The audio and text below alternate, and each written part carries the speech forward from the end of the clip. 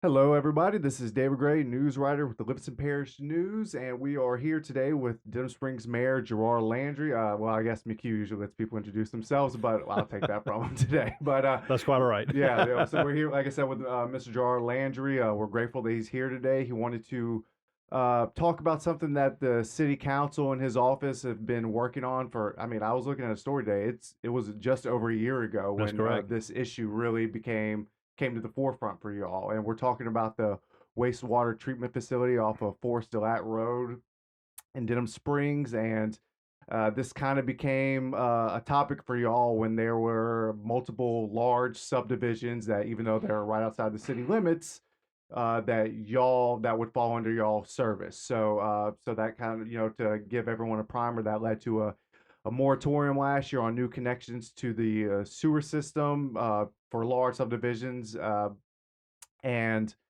that was to give you and the council time to kind of investigate to see what was needed to expand the services there. So I guess you just kind of take away what kind of how did this all start for y'all? All right. So a little over a year ago, we started to hear and see signs and discussions at the parish level on large subdivisions on down 4-H Club Road. And then immediately, because we are in the business of providing services to our citizens, even outside the city, because the natural gas, water, and sewer do go past the city limits of Denham Springs. How many customers do y'all serve? Somewhere around 4,000, if I Mhm, recall. mhm. So, what's going on down 4-H Club Road impacts us because whenever the former administration went to the bond commission, of which we are still trying to pay off, for the construction of the new Denham Springs sewer plant on Forest Delat Road, in order to make sure that we try to capture all the possible income, the bonds that were written uh, have regulations in there that say we cannot allow anybody to operate a sewer system inside the sewer district. And the sewer district was drawn so that would try to accommodate any growth south of the city, which was a common place for us to think, or the logical place for us to think where growth was going to come from. So the first, I think it was the Deer Run subdivision, was the first one that we saw and heard of numbers in the 2,000 household range. And but nothing ever triggered it until we started to get closer to that. We're hearing more and more that it's actually going to happen. Signs went up, a discussion at the council meeting started to come up, but we still were never notified. And so about a year ago in April, I think it was, I said, I need to push the pause button here. So we called it a moratorium, which sometimes is a dirty word, but we just pushed the pause button until the end of the year so that we could put our engineers to work to analyze what we do have and what we expected to have or what may happen. And to give people a little bit of context, not only was there Deer Run, 2,000 homes, there was also Sweetwater off of 4-H Club, and that's about 400, less than 500 homes, like 450 range, I believe. I can't remember. And then there was also something I was not aware of until Mr. Eddie Idell spoke about it. There was an apartment complex in the Jubin Crossing area, and that was like 300 units or That's something like correct. that. And Deer Run has 500 apartments or just under 500 apartments in it as well. So, I mean, you're talking about the size of the city essentially adding with just three That's big correct. developments. So that's kind of made y'all think like, hold on, let's chill for a minute. Well, that's exactly right. So if you take the average of three people per household, you're talking 8, 9, 10,000 people. Well, we only have 9,900 people in Denham Springs. So another community the size of Denham Springs right down 4-H Club Road on a 2-lane highway at Hmm. that, right? And so those are areas that we serve water, natural gas, and sewer. And so when we pushed the pause button, it was on sewer only. Hmm. We have enough capacity for natural gas. We have enough capacity for water, but sewer was a big issue. So a year ago, when I went to the council and asked for a moratorium to the end of the year so that we could do some analysis to see where we are and what we need to do. And it was passed, I believe correctly, unanimously too. Yes, To kind of, yes. I know, like you said, moratoriums are kind of a funny word with some people, but it showed kind of the council's, belief that hey, this is something we need to Well, investigate further. our job is to make sure that we have the health and safety and welfare of our citizens at, at the core of what we do every single day. Having to offer clean, sanitary water, to have natural gas in plentiful supply that they can use, be it during a storm or a winter storm when the demands are extremely high. Yeah. And sewer is exactly the same way. We have to be sure that we have the capacity. And so we put together a panel. And we had two engineers from Fairburn and Associates and from Fort and Tablata. We had the council, the parish council person, John Wascom from Denham Springs, and Aaron Sandifer has been the most recent member added to the group. But before that, Bubba Harris was on it as well. We had one of our councilmen, Robert Poole, was involved. So we had a good, well-rounded group of folks that we were trying to get some information from to figure out what it is, where are we, and what do we need to do. So the numbers. Y'all met. How often did y'all meet? Was it monthly or every other month? Actually, twice a month for Twice twice a month for a long time. Okay, so I know you had the luxury of sitting in on one or two. I don't know if I'd call it luxury, but you were there, right? And it's a long process to go through. But we would set out the discussion about what is the anticipated growth and where do we think we're going to be. And it started off really with analysis of what our plant can handle. You know, our plant was built with 4 million gallons a day of treatment. For the short term, for a day or two, you could probably get by with 6 million because of a rain event. Yes. Okay, so because whenever there's a rain event, sewer systems are not exactly watertight and airtight, so there's cracks. And whenever the rain comes and it saturates the ground, that water works its way into the sewer system, which causes you problems at the plant. But there are overflow processes in place that we can store that extra water, and we have 2 5-acre ponds that are rubber lined, and everything is up to code, if you will. And then once the rain is stopped, then we can pull the water back out and treat it. Okay, so but taking all that into account, what we did was figure out that we were averaging about 2.3 to 2.4 million gallons a day of treatment. Yes. Fully within our capacity to do so. You can't rush it up. Microbes is what does the work. It has to sit into the system. It has to work its way from one tank to the next tank and to the next tank until it finally comes out on the other end and it's chlorinated, and then it's dumped back into the waterways. Okay, and we've been so successful with that process that Grays Creek is no longer an impaired waterway, and about 250,000 gallons a day from our treatment plant go to the golf course at Greystone, and that's how they water their golf course. So it's a win-win for everybody to have that efficient operation. So when we started looking at these larger subdivisions and you start to do the math, we said, wait a minute, we're going to be at 70% or more once this thing is built out. Now look, it may take 10 years, it may take 15 years. 15-year build out, I believe, is for Deer Run. But what else happens in the meantime? Yeah. Okay.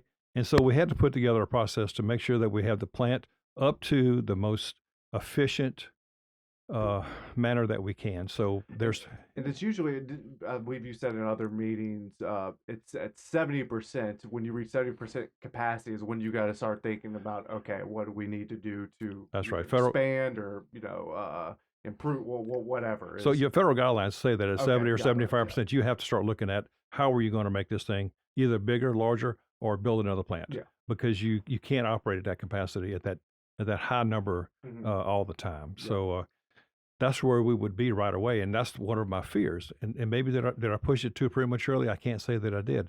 I think it was very timely in how we've done it. We've done our homework, and we have a plan in place to address some maintenance issues, some leftover flood damage, and then there's a better program now in place with the ordinance on how we can charge the appropriate impact fees, so our tap fees whenever a new client comes on board. So, the moratorium was lifted. I believe that was in March. Yeah, when y'all approved the new ordinances, and just kind of, I guess, bullet point version. What are those new ordinances for people who haven't read? So it only affects you if you're building a new house. Yes. Yeah. Or are you trying to tie in? And there's impact fees that you have to pay, and that is a common occurrence everywhere you go. Okay, typically we don't operate to make a profit, but we do operate in order enough to maintain the quality of the services that we provide, and that's the crux of what we have to do for gas, water, and for sewer as well. We want to serve everybody that we can, but we have to be sure that we can do it the correct way and efficiently. So the ordinance, the only thing that we did on the ordinance, the fees are the same. The process is still the same. The only thing that would change was put it into brackets. Hmm. So from 0 to 50 homes, it doesn't require council approval. From 51 to 150, I think it is, then you have to pay a certain percentage of the impact fees up front. It's half. 50, 50, I think it was 50% of the impact fees. And if you're going to bring in more than 150, you're going to have to pay all of the impact fees up front. And this is the only way that we could guarantee a large subdivision that we can serve him. Hmm. And that's what impact fees are for, is how does a new development or a new house coming into the system impact you? And you can charge for that. And that's where we are right now. So we've always had the ability to charge all the fees up front anyway. The thing that was really upsetting is that we didn't know what was going on. Nobody ever came to us and said, we're going to do this subdivision. This is how many houses it's going to have. And so we had no idea. We just had to speculate what it was going to be. How's it typically happen, or is that the typical process whenever there's big? Typically, they would go through the engineer that we have assigned to our sewer. We don't have just one city engineer; we have several, and they would have conversations with the engineers or the architects from the developer, and have a discussion about what are we doing, how are we going to do it. They may say, look, we're going to put in 8-inch pipes, and we may say, well, you know what, you can probably get by with 6. Or if it's a water issue, don't make sure you don't have a dead end. Make sure the whole thing is tied into a loop. There's all kind of nuances that go into water, gas, and sewer to make sure that it operates the best way that we know how. And the reason that we instituted or implemented council approval is that we wanted to make sure that we actually knew what was going on. Yeah. There was not enough communication at all to let us know what they were doing. And so we were kind of caught on the tail end of the project. Well, wait a minute, we can't serve 2,000. Yeah. But now that we are in the process of where we are right now, we feel fairly confident that we possibly could, but we still don't have a set of plans on this big development. Okay, and so we don't know. And before we get into that, because that's kind of what for our listeners kind of led to that was a topic at the last planning commission meeting when Deer Run, and that has been the controversial development in Livingston Parish over the last it's been over a year now that this has been kind of like in the system. The planning commission approved the second preliminary plat for the development, but there was some talk about connecting to the city's wastewater system. But before we get into that, I do want to bring up one thing that I think people would want to know about is at the last council meeting, y'all approved, I believe, I think the council accepted a bid for grit removal. Was that correct? And that's something that that through this moratorium, when y'all are having these meetings, y'all kind of learned that there's a lot of grit built up in the bottom of these basins that if they were to clean, I mean, you would be able to clear up a lot of capacity. There was 4 or 5 issues that we discovered. One of them was the grit removal. One of them was a filter replacement at the bottom of those tanks, water infiltration during rain events. And so there were several issues that we discovered that we really needed to address. And you're right, at the last council meeting, we just approved the bid. Well, guess what? The next day, the guy said, I can't do it for that price. Oh, gosh. So, here we are. And is there legal recourse? Probably. But you know what? In the reality of it is today, things change on a daily basis. It wasn't that long ago we had to approve a bid for Old Hammond Highway because we have natural gas on Old Hammond Highway, and Baton Rouge is expanding Old Hammond Highway to 5 lanes. Well, we have to relocate our gas lines onto the servitude. Well, guess what? The bid for the gas pipeline, the actual gas pipe itself, the bid was only good for 24 hours. Now, how in the world? I couldn't even get the turnaround. I couldn't go buy the material in 24 hours. My goodness. What was the reason for that? The market. The market. Yeah. So the grid issue was partially because of all the infiltration that happened after the flood, and the sand filters are doing exactly what they're supposed to be doing, which is to keep the grid in there. But we never knew exactly how much it was until we started this process a year ago. And look, by doing all the things that we hope to get done and accomplished in this next, let's say, months or maybe a year, should bring us back up to the capacity where we feel comfortable accepting all new customers. And on that same note, so like we said, this came up at the last planning commission meeting, And I guess for you, what exact? So you kind of mentioned a few minutes ago as well that y'all have not, the city has not been presented any sort of construction plans for Deer Run or what would be required to have it connect to the city or anything like that. Correct? None whatsoever. Mm-hmm. Discussion between Fairburn and Associates, who is kind of the main engineering firm that helps us with our sewer issues, Mm-hmm. has had some discussions with the engineers from the other group, and it was just a general conversation. Yes, if we do all these things, this is probably what they were asking questions, and we want to serve everybody that we can, but we didn't have no hard information to go by. Mm-hmm. How many is going to be in the first lot? How many gallons do you anticipate? None of that stuff was discussed. Mm-hmm. So we have not given a letter of acceptance. We have not given a capacity letter. Mm-hmm. So that kind of caught me off guard, quite frankly. Yeah, I was texting you during the meeting, and I remember you just What? you seemed a little a little confused. But like you said, this is but y'all are willing. That was and I think that might have maybe the engineer, given a benefit of the doubt, he was trying to just say that, express that thought that y'all are willing. Which I mean, y'all have said that. I mean, your ordinances just give you a little bit more bites to be able to get more to be We're, able to help expand your services, but y'all are willing to work with anyone. well, of course we are. We're in the business of selling gas, water, and sewer. Yeah. I mean, that's what we're supposed to do. I just don't have enough information to say, yes, we positively will. Mm-hmm. And they have not been told that.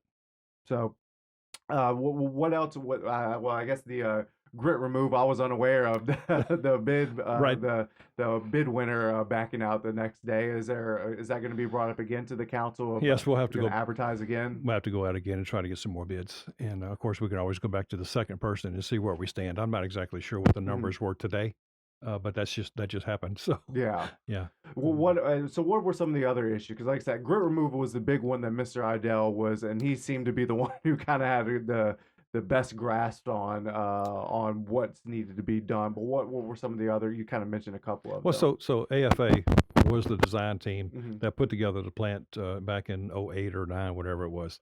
And so they're the resident experts on our system. And there's no canned package that you can just go out that anybody can look at and say, "Oh, okay, I know what to do here," because they designed it, and they Mm-hmm. designed it with help from some folks that were employed by the city at the time, and the best operating practices that they were able to obtain. Yes, they are the guys that help us figure all this out. And he said, I was looking at some of my notes. It could possibly clear 20 to 25%. It very well could be. So the grid infiltration is left over from the flood. One of the other things was the filters, and we're looking at maybe the changing or whatever. But I think we decided to stay with the same filters because they've lasted now 15 years and have served us well. And the other big issue is water infiltration. So what that means is we actually have to set up a program where we can systematically smoke test all of our sewer lines from the north part of the city all the way down to into the sewer district to find where there may be cracks in the pipe or whatever. So what we literally do is you go to a manhole, you pump it full of white smoke, and you look to see where it comes up. Mm-hmm. And when it comes up out the ground, you GPS that location. Sometimes it comes into people's homes as harmless white smoke, but that means they have a broken toilet seal or something else or they may have an open cap in their yard where their sewer ties in, and we'll see that. So those kinds of things we can address right away. If there's a significant amount of ground smoke coming up out of the ground, we GPS it, and then once we finish the testing, then we'll go back to the GPS location and actually have to dig it up and try to find the break. Was there anything else about the wastewater treatment facility that you think people would want to know, or something that maybe you didn't even know that you learned? Because I imagine during these meetings over a year, y'all got quite a bit of information. Well, the old mayor is not necessarily an expert on anything, but I'm a willing a student, and we try our very best to do all the research that we can. And thank God we have enough qualified engineers and people that help us in City Hall. And just I know we want to talk about, we want to save kind of this topic for another podcast. Traffic is also another issue.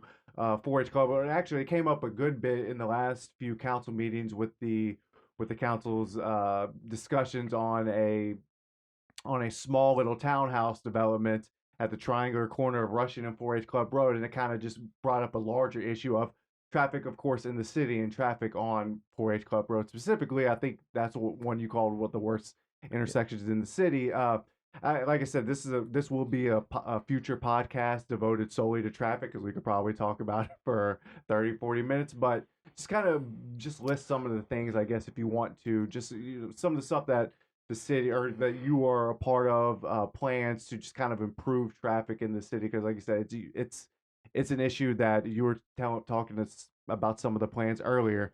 This is 2027, 2028. I mean, years down the road, but you have to start now. So we saw a tremendous turnout and revolution for some of our citizens because of the 10 townhomes. Mm-hmm. That's 20 cars, maybe 25 cars, and the impact that it was going to have on traffic on Vincent Road, Rushing Road, Florida Boulevard, and everywhere, okay? And it may seem very small, but you know what? If when you live next door to it, it's a big issue for you, right? So I'm not trying to discount that. But on some of these developments, we're talking 5,000 or 6,000 cars a day. And the biggest issue for us is 4-H Club Road. Now, 4-H Club Road is a state highway. I have no control over what happens on 4-H Club Road at all. Mm-hmm. My biggest concern is that we're forgetting the safety of our citizens, because if I have to send a fire truck down to somebody's house to make a rescue or to put out a fire, and that fire truck goes down Range Avenue, well, everybody got room. They can move over to one lane and the fire truck can come on through, right? But if you have the same scenario on 4-H Club Road, there's no place for those cars. They can't even pull over on the side of the road.